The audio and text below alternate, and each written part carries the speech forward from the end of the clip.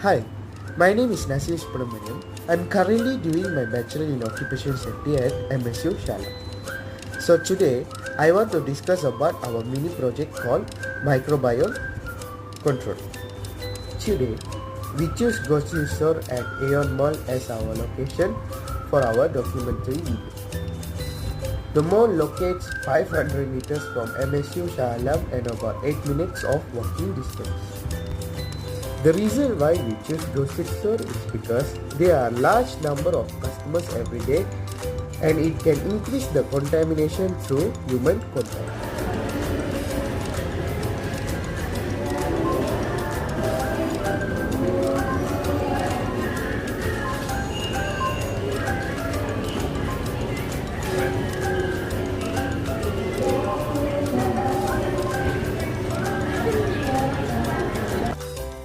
Hello, I'm Kathy and I'll be talking about the possible contamination that can be found at the grocery store, especially from baskets and trolleys. So, grocery store basket and trolleys are frequently touched items, making them potential hotspots for various organisms. The type of organisms commonly found on these surfaces include bacteria, viruses, and fungi. So, for bacteria, we have E. coli, which is often from contaminated food items or human hands. The second one we have is from Staphylococcus aureus, which can come from skin contact. Our third one is Salmonella species, and this can be transferred from raw meat or poultry packages. For viruses, we have norovirus, which is highly contagious and can be spread via contaminated surfaces. And we also have influenza virus, which spread through the respiratory droplets that can land on surfaces. For fungi, we have Candida species, which is a type of yeast that can be found in various environments and can contaminate surfaces via contact.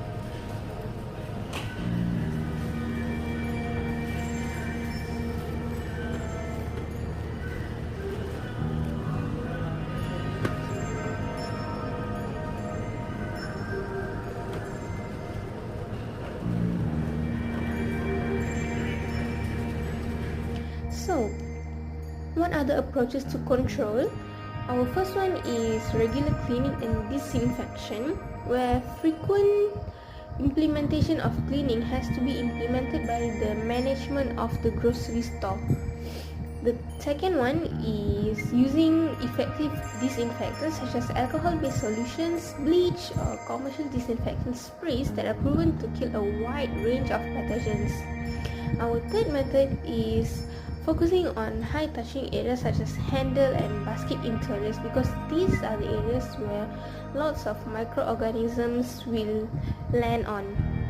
And not only that, customer has also be responsible to take care of the hygiene, where they have to use hand sanitizer at the dispensers that are provided at the entry and exit points, so that they are encouraged to sanitize their hands before and after using the baskets and trolleys.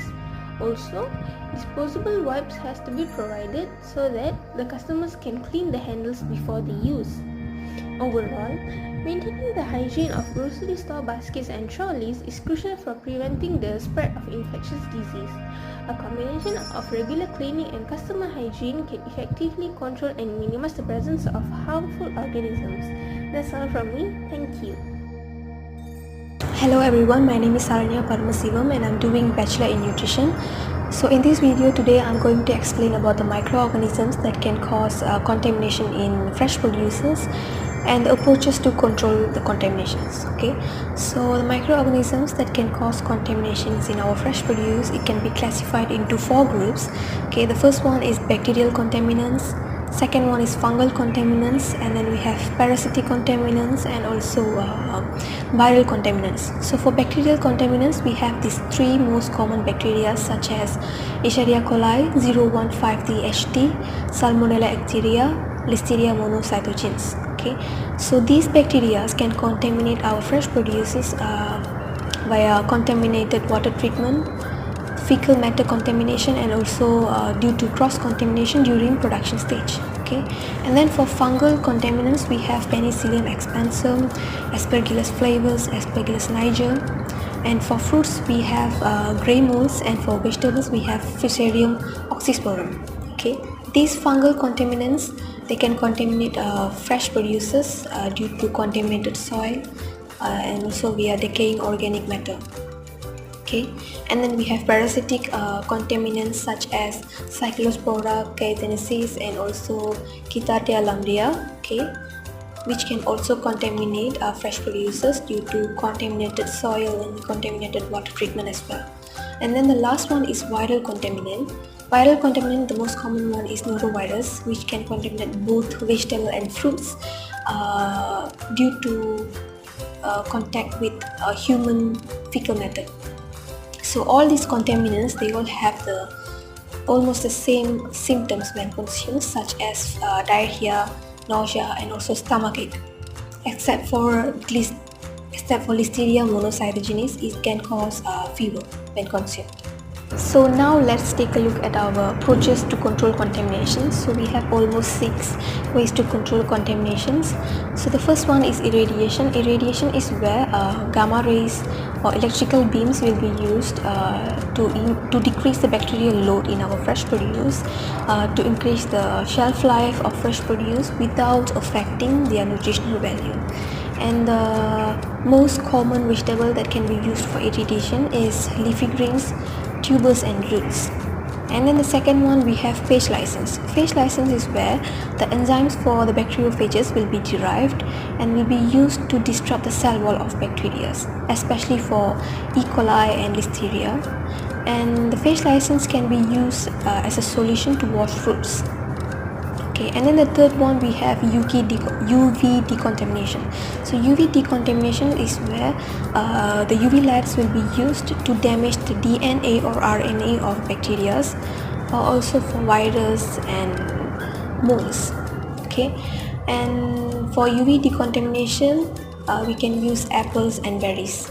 Okay, and then the fourth one, we have chloride dioxide treatment. Chloride dioxide treatment will also disrupt the cell wall of the bacteria or other pathogens, same as the phage lysis, and it can be used as a solution to wash the. Hello everyone, my name is Rubitra. So today I will be explaining on the contamination that occur from canned food, as well as how to control the contamination.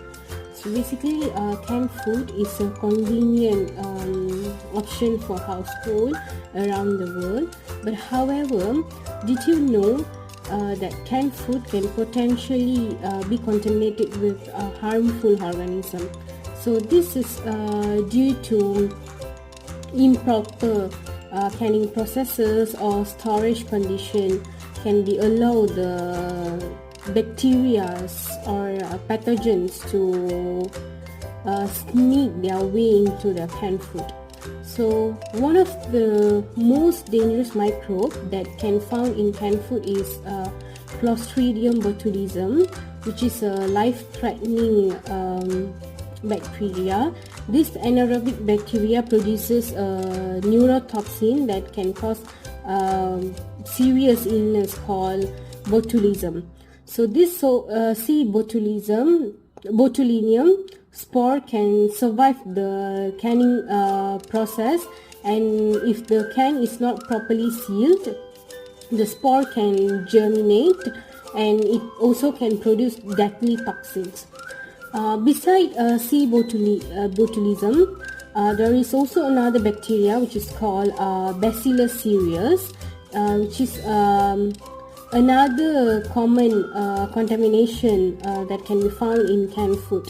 So this bacteria produces heat-resistant spore that can endure the canning process. So if the spore are present, it can germinate and create a toxin causing foodborne diseases like emitting, which is vomiting, as well as diarrheal symptoms. So in order to prevent this type of bacterial growth in canned food,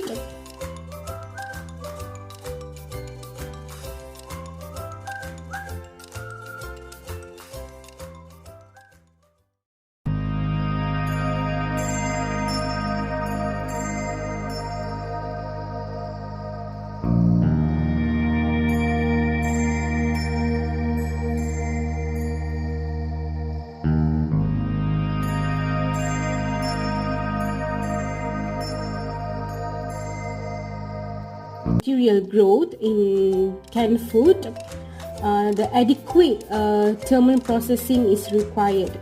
So the can must be heated to high temperature for long enough time to kill the existing spores. So this commonly accomplished through retorting, in which it involves submitting the seal can to high temperature or high pressure steam at 121 Celsius for 3 or more minutes. Besides that, proper can sealing is yet another physical method to control this microbe, in which ensuring an airtight seal to prevent the pollutant from entering or leaving, which could allow an anaerobic bacteria like C. botulism to grow. In terms of chemical method, chemical preservatives also be used to stop the growth of harmful bacteria, like acids such as citric acid, vinegar. This will help to reduce the pH, whereby making the bacteria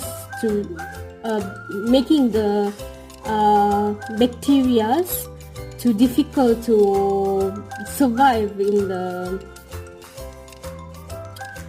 the canned food.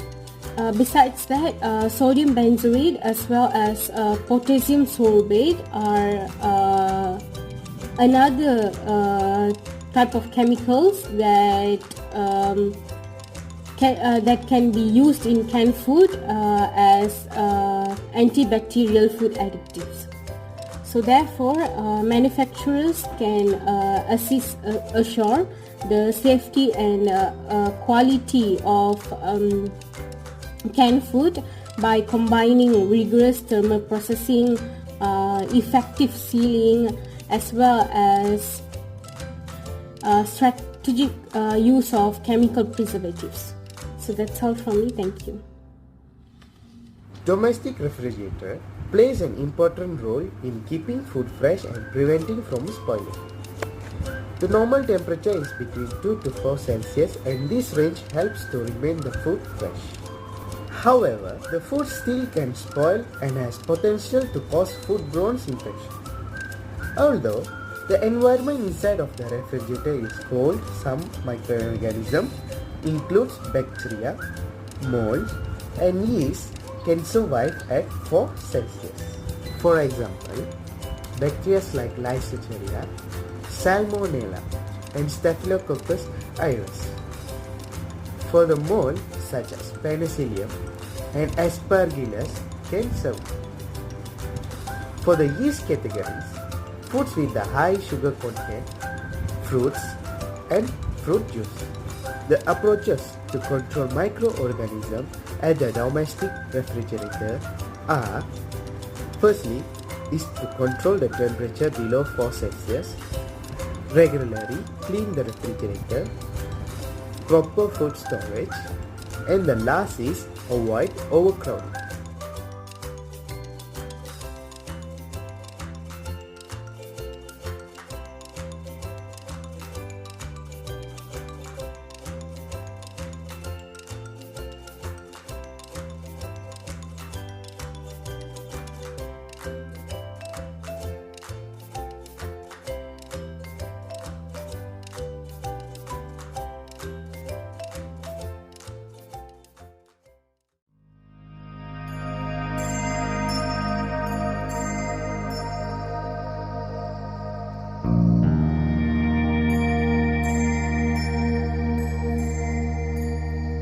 A few moments later.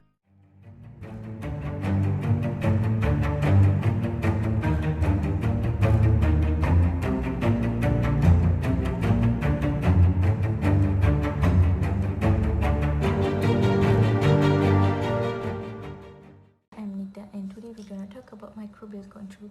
Microbial control refers to the methods or technique used to manage and regulate the presence of microorganism growth and proliferance of microorganisms including bacteria, virus, fungi, and protozoa to prevent their harmful effects on human, animal, plants, and materials. Effective microbial control is essential in various settings including healthcare, food production, pharmaceuticals, water treatment, and everyday living environment to ensure safety, health, and hygiene. Two types of microbial control method, which is physical and chemical. Today I'm gonna explain the physical method used in grocery store. Physical method is pasteurization. Pasteurization reduces the total number of microbes in bulk fluids such as milk, fruit juice without destroying the flavor and palatability. The method is desiccation. Desiccation is a method that removes water from food using chemical reaction to stop the microbial growth. This process can also called as freeze drying. The third method is osmotic pressure. Osmotic pressure is a method that using high salt or high sugar concentration using chemical reaction to stop the microbial growth. That is radiation. Using of high energy wave in food product can ionize organic molecule, kill the vegetative cells, virus that most endospores with adequate exposure. If microbial control requires understanding the specific characteristic of microorganisms to be managed in the environment which they exist and the potential risk they pose. By applying appropriate control methods, it's possible to reduce or eliminate harmful microbial population, ensuring safety, health, and the quality in various. Assalamualaikum warahmatullahi wabarakatuh. I'm Khadijah Kirana. Now I'm going to talk about the chemical microbial control. So what is chemical microbial control? Okay, it is to inhibit and prevent growth of microorganisms. So chemical control encompasses the use of disinfectants, antiseptics, antibiotics, and chemotherapeutic antimicrobial agents. Sterilization is the process of killing all living organisms, including viruses. Disinfection refers to the removal of germs, but not necessarily endospores, from inanimate items or surface. Next, the decontamination is the process of preparing an object or inanimate surface for safe handling. Other than that, the disinfectant is an agent that is used to clean inanimate items but is generally too hazardous to use on human tissues. Besides that, an antiseptic is a substance that kills or inhibits the growth of microorganisms but is safe for use on human tissue. On top of that, a sanitizer is a substance that lowers bacteria counts to a secure and safe level. An antibiotic is a metabolic product created by a single bacteria that inhibits or kills other microbes. Meanwhile, synthetic compounds with potential medicinal use, acidal agents, kill germs. Static agents hinder the growth of germs. The term selective toxicity refers to the chemical's ability to suppress or kill the desired pathogen while not seriously hurting the host. Next, the broad-spectrum agent is one that is effective against a wide range of gram-positive and negative microorganisms. Lastly, a limited-spectrum agent typically targets on gram-positive, gram-negative, or a few microorganisms. Okay, now I will be continue to the importance of controlling the contamination on food market. So why is it important to control the contamination on food market? So controlling contamination in food markets is critical for two reasons, which are the consumer health itself and the business reputation. So for the first of all, consumer health.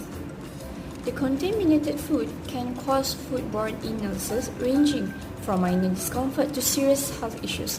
These illnesses are caused by bacteria, viruses or parasites that can contaminate food at any time during the processing, storage, or even the preparation. The proper contamination control techniques help keep these bacteria from contaminating food and making people sick. So the next one is about the business reputation.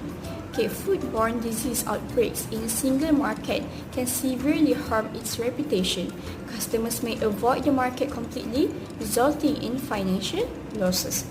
In addition, if regulatory bodies discover major contamination issues, they may levy fines or even shut down the market. Finally, preventing contamination in food markets saves consumers from illness while also protecting businesses' reputation and financial well-being. So that's all from us. Thank you.